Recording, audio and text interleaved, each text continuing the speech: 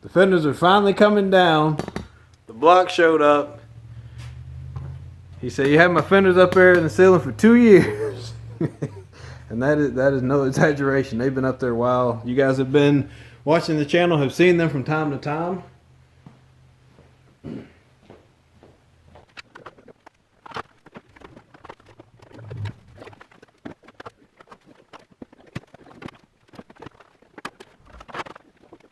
How long been hanging there? That's 6 years. Just 2 years. 2 years. Has it been 2? Yeah, I think it's been at least a year. Yeah, it's been 2 years. I have to go back and look at the video stamp. Got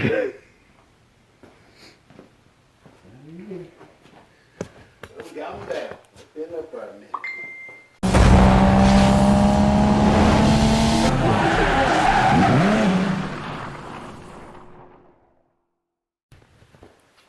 Alright, status report. That's the front end that we were working on. The piece of the strip is the only piece that we're keeping from this front end. Just so you guys know. We'll keep that upper nose piece so far. I think that's one we're going to keep. We have this other one here, but I'll compare and see which one's better. Plans to keep that. The new fenders that used to be up there are now mocked up on the car. You'll see these little pluses and minuses, and that's just me marking up what else I need to do to get these fenders ready. They're in really good shape. It's a few imperfections. These were some originals off another Camaro, and then the lines are just spot on. I mean, just crisp, which is very important. So fenders, doors on both sides. Just working on getting some alignment issues taken care of on this door. So that one will open and shut as it should. I'll go ahead and get all my alignment stuff done before I continue on the bodywork, just so that's one less thing I have to do later. But we are making progress. So I think the next thing I'll do is go ahead and get the car up in the air, finish stripping this last little bit of paint here and the rocker panel. Just gonna get that down on both sides and see if there's any other patchwork that needs to be done. I don't anticipate a lot. Like I said, this car is really solid. Then floor pans should be in soon. We'll go ahead and get those floor pans patched on the inside. And once the taillight buckets come in for the rear, I will go ahead and get this cut. And we'll start getting this rear tail panel taken care of. Make sure we've got the clearance to get those parts in and out. Alright, time to make an adjustment on this door. We're gonna make an adjustment at the front, take the back of the door up, and adjust this striker up so we can get the door to close properly and line up this body line all the way across the door.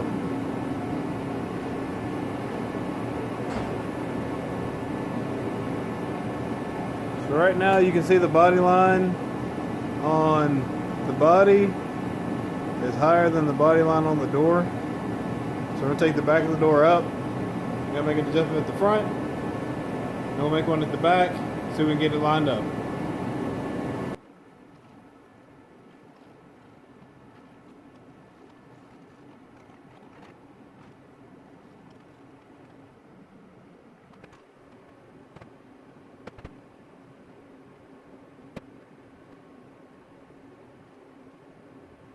So I got my line straightened up. I think the striker is a little bit too far this way. I'm going to bring the striker to the front. That should be enough to allow the door to shut.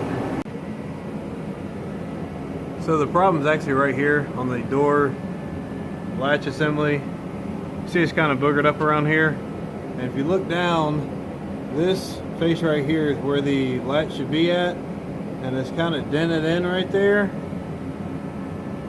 And that's about the distance that it's off. Right now the roller of the striker, which is right here, and then the head of the striker is hitting right on this piece of steel right here, and it should be right in front of there. So I'm gonna take this latch loose, I'm gonna tap this door out, straighten this metal up, and that should put this back where it needs to be at.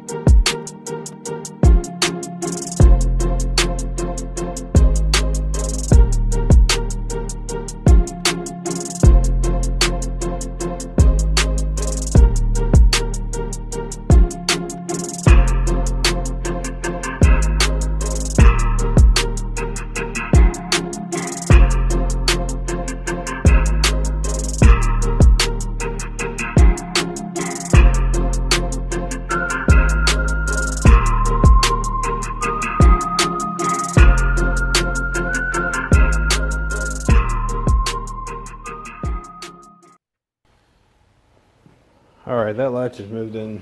It moved out some. We're getting pretty close. If you look right there, that dent in the door is causing the latch to miss the striker just a little bit. Pull the latch out, probably hammer that out from the inside and move this forward or out this way some. Or the other option is go in at the door where the striker is and then bring the striker out a little bit. There's one shim back here, factory one. Sometimes there's not.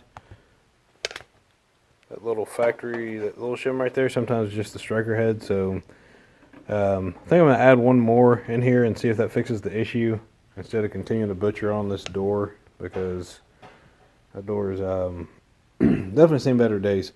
What probably happened is that this lock striker was closed and somebody slammed this door, or they couldn't get it unlocked and they were prying on it to get it off of there and they warped this panel. Because this is a rust-free door, I'm going to roll with it because finding a rust-free original door is a challenge. So we're going to use this door. Just going to have a small imperfection here, which I'll clean it up and get rid of this when we take care of the body work. And then we will make the adjustment right here on the striker. Now to remove your striker, you'll want a T50 and a Phillips screwdriver. The Phillips screwdriver is so you can remove this vent.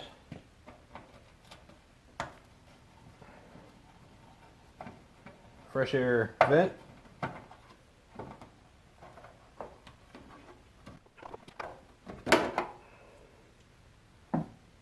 Get your fresh air vent out of there. And that allows you to see the backside of the striker assembly. You can see that right there. So pretty straightforward. We'll back that out, add a spacer to the backside of it, put it back in, and see how the door shuts. It's always good to keep a good stockpile of fasteners because you never know what you might need at any given time.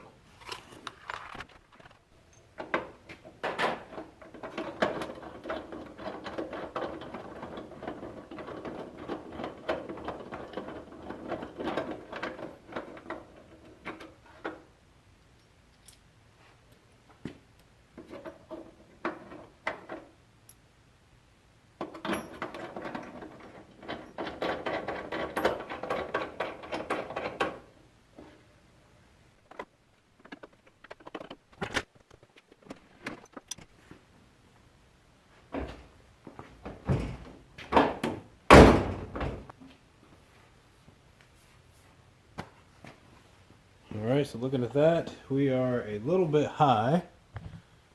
So we'll bring the striker down some. But we're definitely closer to where we need to be at.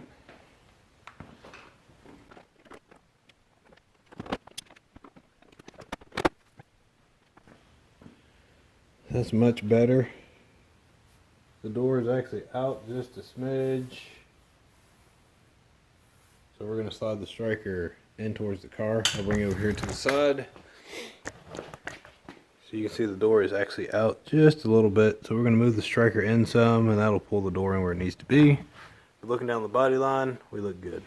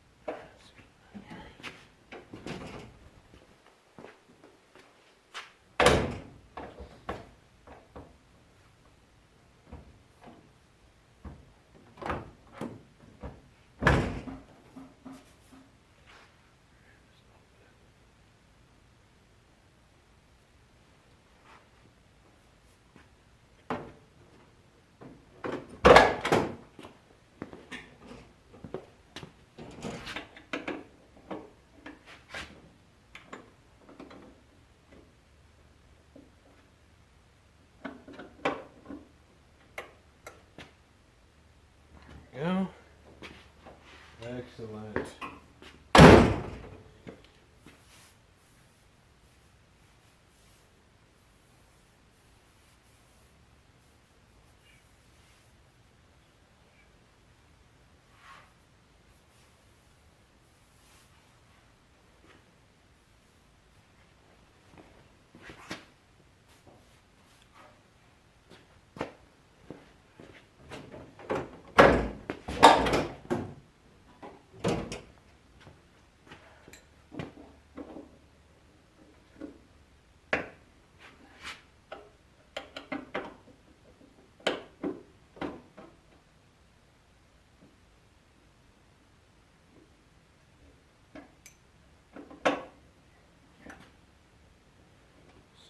So that should.